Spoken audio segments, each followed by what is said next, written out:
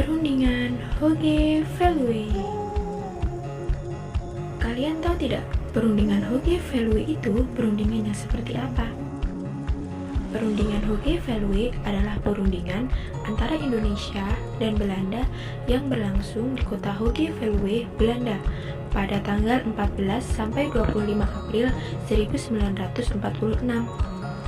Delegasi Indonesia dipimpin oleh Sultan Syahrir, sedangkan delegasi Belanda dipimpin oleh Haji van Mook. Perundingan ini adalah perundingan lanjutan mengingat di mana perundingan-perundingan sebelumnya mengalami kebuntuan dan juga pengingkaran oleh pihak Belanda, seperti yang terjadi dalam sejarah Perjanjian Renville. Sebelum membahas lebih jauh, kita kilas balik dulu yuk. Latar belakang terjadinya Perjanjian Hoge-Veluwe dikarenakan terjadi perubahan iklim politik di Vietnam. Kesepakatan antara Vietnam dan Perancis ini berhasil membawa Vietnam menjadi negara yang merdeka dan berada di bawah kekuasaan Federasi Indochina.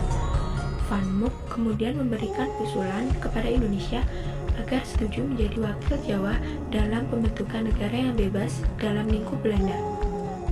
Pada tanggal 27 Maret 1946, Syahrir memberikan balasan kepada Van Mook yang berisi,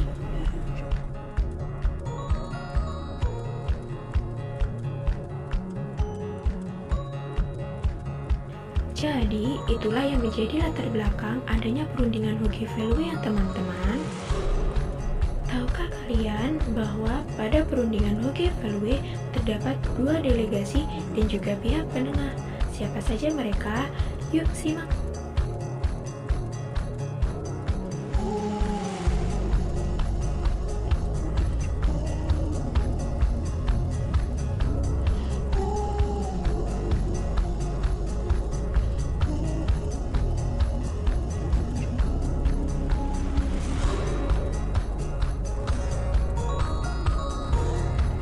Lalu, mereka semua berkumpul dan memulai perundingan.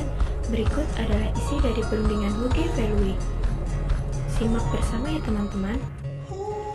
Belanda hanya mengakui kedaulatan bangsa Indonesia terbatas atas Pulau Jawa dan Madura.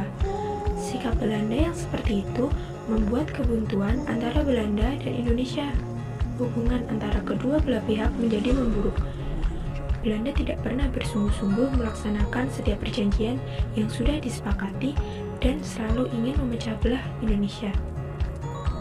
Belanda melaksanakan politik adu domba atau divide et impera di awal pemerintahan Indonesia.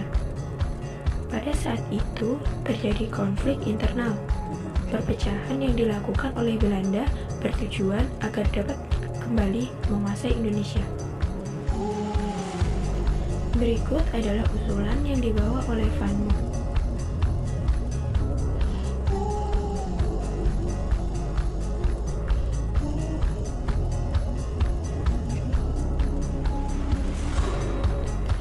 Usulan tersebut ditolak oleh Indonesia, dan Indonesia mengajukan usulan yang menurut Mawarti Juned Puspanegoro berisi sebagai berikut.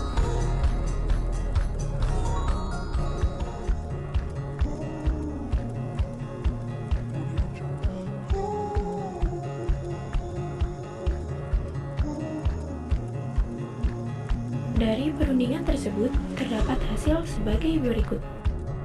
Konsep perundingan yang dibawa oleh diplomat Indonesia yaitu agar pemerintah Belanda mengakui kedaulatan de facto Republik Indonesia atas Jawa dan Sumatera.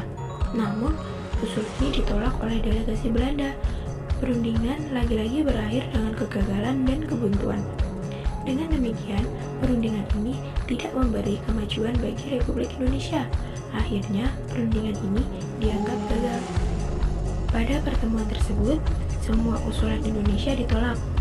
Pihak Belanda hanya akan mengakui kedaulatan Indonesia atas wilayah Jawa dan Madura saja, dikurangi oleh daerah-daerah yang diduduki oleh pasukan Belanda di Indonesia.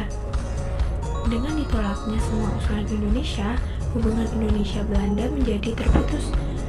Pada tanggal 2 Mei 1946, Van Mook atas nama pemerintah Belanda kembali mengajukan usulan yang isinya sama dengan usulan pemerintah Belanda sebelumnya. Namun, usulan tersebut ditolak dengan keras oleh pemerintah Indonesia. Banyak perundingan yang dilakukan antara Indonesia dan Belanda, namun berakhir sia-sia. Hal ini adalah faktor dari sikap Belanda yang masih tidak ingin memberikan kedaulatan secara penuh kepada bangsa Indonesia. Jadi, bagaimana teman-teman? Sudah paham kan mengenai perundingan Hoge Veluwe yang ada di Belanda? Saya Fiona Aprilia